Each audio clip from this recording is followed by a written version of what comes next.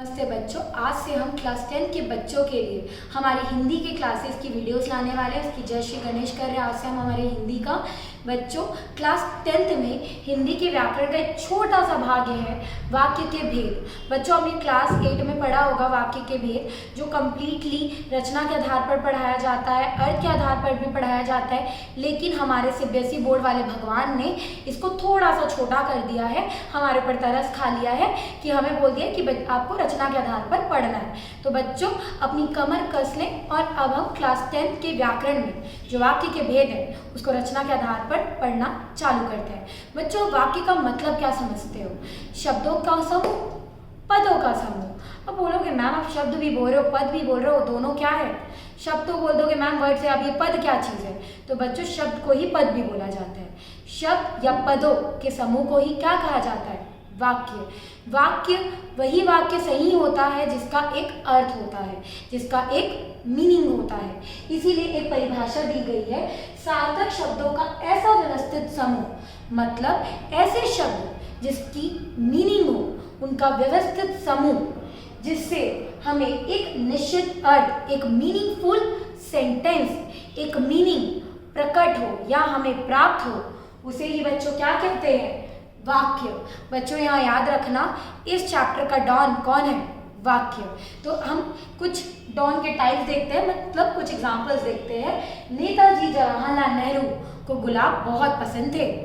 अब बच्चों इस सेंटेंस से मुझे क्या पता चल रहा है कि जो नेताजी जवाहरलाल नेहरू हैं, जो बच्चों के बहुत ही फेवरेट नेता हुआ करते थे, इनको क्या पसंद थे? गुलाब पसंद थे। इसीलिए तो बच्चों चिल्ड्रंस डे बनाया जाता है।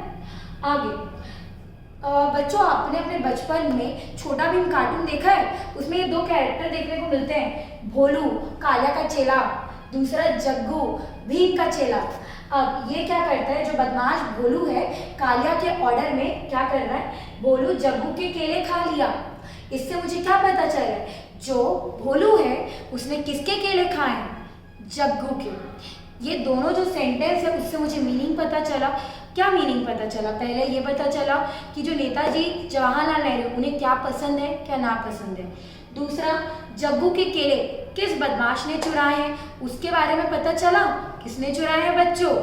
भोलू राम ने, मतलब हमारे बदमाश कालिया के चेले भोलू ने चुराए हैं। तो यहाँ हमें मीनिंग पता चल रहा है या यहाँ हमारे प्रश्नों के उत्तर मिल रहे हैं। उसे ही बच्चों नॉर्मल वर्ड्स में क्या कहते हैं? वाक्य, और इंग्लिश में सेंटेंस। अब बच्चों हम वाक्यों के जो अंग होते हैं उसके बारे में समझते हैं। चलिए बच्चों अब वाक्य के अंग के बारे में बात करते हैं। वाक्य के दो अंग होते हैं, एक आपका उद्देश्य होता है, दूसरा आपका विधेय होता है। बच्चों आपने इंग्लिश में सब्जेक्ट पढ़ा है और प्रेडिकेट, बस उन्हीं को अपन हिंदी में उद्देश्य और विधेय बोलते हैं। जैसे कि राम बॉल से खेल रहा है, तो यहाँ जो राम है, जब आप किसी व्यक्ति के बारे में बात करो, किसी पर्टिकुलरली आदमी के विषय में बात हो रही है या कोई वस्तु के बारे में जब बात हो रही है, तो ये जो वस्तु है, ये जो आदमी है, यही हम क्या बोलते हैं? उद्देश्य या सब्जेक्ट। विधेय क्या होता है? जैसे मैंने एक एग्जांपल दिया, राम बॉल से खेल रहा है, तो राम चलो हमारा सब्जेक्ट हो गया। अब राम का जो बाकी उसके बारे में बताया जा रहा है कि राम बॉल से खेल रहा है, कि राम खाना खा रहा है, जो बाकी चीज़ राम के रिलेटेड बताई जा रही है, उसके कार्य के बारे में बताई जा रही है या उसके रिलेटेड चीज़ों के बारे में जब बात की जा रही है, उसे क्या कहेंगे? विधेय कहेंगे।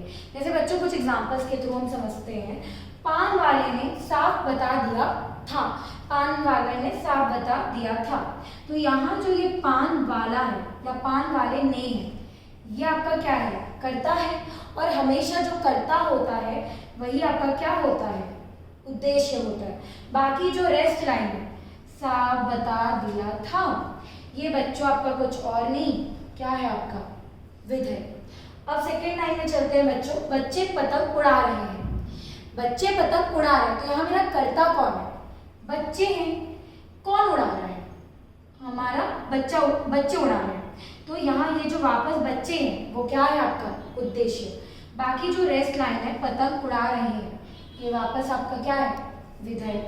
बिल्ली दूध पी ली। अब यहाँ वापस कर्ता कौन है? बिल्ली। तो बिल्ली आपका क्या हो गया? उद्देश्य।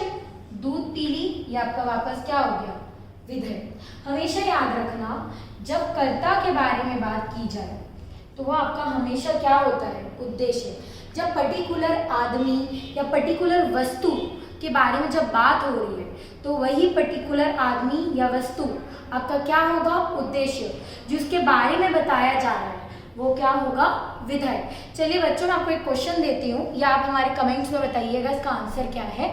राम और उसका दोस्त श्याम दोनों बाजार से फल लेने जा रहे हैं, तो यहाँ मेरा उद्देश्य कौन है, दूसरा विधेय कौन है, ये आप मेरे को कमेंट्स में बताएंगे। चलिए बच्चों, अब हम वाक्य को रचना के आधार पर समझते हैं। और बच्चों, मैं रचना के आधार पर समझाने के पहले मैं आपको थोड़ा सा रिवाइज करवा देना चाहती हूँ कि जो वाक्य होता है वो अर्थ के आधार पर कितने प्रकार से डिवाइडेड होता है और किस प्रकार से डिवाइडेड होता है। चलिए बच्चों, अब हम वाक्यों को अर्थ की दृष्टि से देखते हैं। सबसे पहले आता है आपका विधानवाचक वाक्य। विधानवाचक वाक्य मतलब एकदम सिंपल सेंटेंस। वह लड़की अभी नृत्य करेगी, वह बच्चा पढ़ रहा है। जब मैं एकदम नॉर्मल सेंटेंसेस की बात करूं तो वो आपका क्या होगा, विधानवाचक वाक्य। दूसरा होता है आपका निषेधवाचक वाक्य, जिसमें नहीं का प्रयोग हो, न का प्रयोग हो, मत का प्रयोग हो। जब कोई चीज के लिए मना किया जाए वो आपका आता है निषेधवाचक। तीसरा होता है आपका आज्ञावाचक मतलब ऑर्डर। जब किसी को आज्ञा दी जाए, ऑर्डर दिया जाए, उसे क्या बोलते हैं हम, आज्ञावाचक। फिर आता है प्रश्नवाचक वाक्य। जब कभी क्वेश्चन पूछा जाए या क्वेश्चन मार्क लगा हुआ दिखे कोई भी सेंटेंस में, बिना सोचे समझे आप समझ जाए कि वो प्रश्नवाचक है। पांचवा संदेहवाचक। जब कभी शंका हो, संदेह प्रकट किया जाए, डाउट हो, तो आपका होता है संदेहवाचक। फिर आता है इच्छावाचक। इच्छावाचक, जब आपकी इच्छा प्रकट की जाए, मुझे यह किताब चाहिए, मुझे यह बॉटल खरीदना है, मैं अपनी इच्छा के बारे में बता रही हूँ ना, तो वो आपका क्या आएगा, इच्छावाचक। फिर आता है बच्चों संकेतवाचक। संकेतवाचक मतलब कभी किसी को इशारा किया जाए, कभी निशान के बारे में बात की जाए, संकेत दिया जाए, उसे हमें क्या कहते हैं, संकेतवाचक। जैसे बच्चों स्कूल में आप बहुत ज़्यादा बदमाशी करते हो तो मैम आपको क्लास के बाहर फेंक देती है ना, जाओ जाओ यहाँ से निकलो, मैं आपको अपनी क्लास में नहीं बैठाऊंगी। तो आपका जो दोस्त होता है वो ऐसे दरवाजे के साइड से झाँकता है, भाई भाई बहन इधर आ जा, मैं बोर हो रही हूँ या मैं बोर हो रहा हूँ। तो वो आपका जो दोस्त है आपको अपने हाथों से क्या आपको इशारा कर रहा है ना, तो उसे भी हम केस में लेंगे संकेतवाचक। आखिरी होता है विस्मयवाचक। जब भी आपको ये वाला साइन दिखे, विस्मयादि बोधक का चिन्ह दिखे, तब आप हमेशा याद रखें वो क्या होगा, विस्मयवाचक। अब बच्चों यहाँ तो हमने 8 प्रकार से वाक्य को अर्थ की दृष्टि से देख लिया। बट बच्चों आप क्लास 10th में आपको इससे सवाल नहीं पूछा जाएगा, आपको पूछा जाएगा रचना की दृष्टि से। सबसे ज़्यादा इम्पोर्टेंट आपके लिए ये वाला टॉपिक है, क्योंकि हमारे सीबीएसई बोर्ड प्रभु ने हमें वाक्य का भेद को रचने के आधार पर पढ़ने के लिए बोला है। सबसे पहले आप याद रखें कि रचना की दृष्टि से वाक्य के भेद केवल 3 प्रकार में डिवाइडेड है, सरल वाक्य, मिश्रित वाक्य, संयुक्त वाक्य। चलिए बच्चों, अब हम इन तीनों को कुछ एग्जाम्पल्स के थ्रू या प्रॉपरली विस्तार से पढ़ते हैं। चलिए बच्चों, अब हम वाक्य को रचना के आधार पर देखते हैं। रचना के आधार पर वाक्य 3 भाग में डिवाइडेड होता है, सरल वाक्य, मिश्र वाक्य, संयुक्त वाक्य। सरल वाक्य, साधारण वाक्य क्या होता है बच्चों, एकदम नॉर्मल सेंटेंस।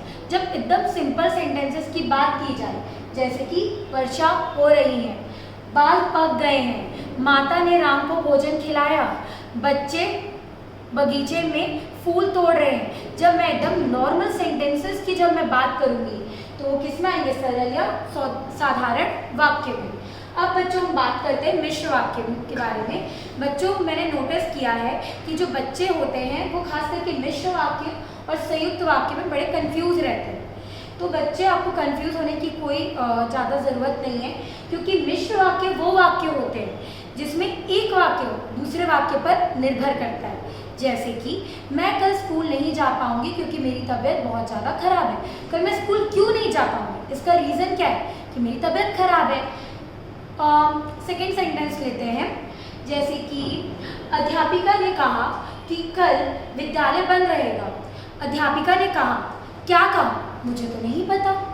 इसी का उत्तर मुझे सेकंड वाक्य में मिल रहा है कि कल विद्यालय क्या रहेगा? बंद रहेगा। जब एक वाक्य का उत्तर दूसरा वाक्य दे या एक वाक्य दूसरे वाक्य पर निर्भर करे, उसे हम मिश्र वाक्य कहते हैं। और दूसरी बात बच्चों, मिश्र वाक्य में हमेशा की, क्योंकि, जो, जिसका, जिससे देखने को मिलता है। जैसे कि इसी सेंटेंस में देख लो ना, अध्यापिका ने कहा कि कल विद्यालय बंद रहेगा। इसमें किसका प्रयोग हुआ है? की का प्रयोग हुआ है। सेकेंड सेंटेंस देखो, यह वही पुस्तक है जो मैं ढूंढ रहा था। यह कौन सी पुस्तक है जिसको मैं ढूंढ रहा था? तो यहाँ वर्ड देखो, जो का प्रयोग हुआ है। तीसरा, मोर ऐसा पक्षी है जिसका नृत्य सभी को पसंद है। मोर कैसा पक्षी है? जिसका नृत्य सबको पसंद है। आपने क्या देखा? ये तीनों सेंटेंस में पहला सेंटेंस दूसरे सेंटेंस पर निर्भर करता है और इसमें की, जो, जिसका साथ ही साथ क्या हुआ है? प्रयोग हुआ है। बच्चों अब आपको शायद मिश्र वाक्य में तो कोई कंफ्यूजन नहीं रहेगा, बट संयुक्त वाक्य में हो सकता है। संयुक्त वाक्य क्या होता है? जैसे मिश्र वाक्य में क्या था? एक वाक्य दूसरे वाक्य पर क्या था? निर्भर था।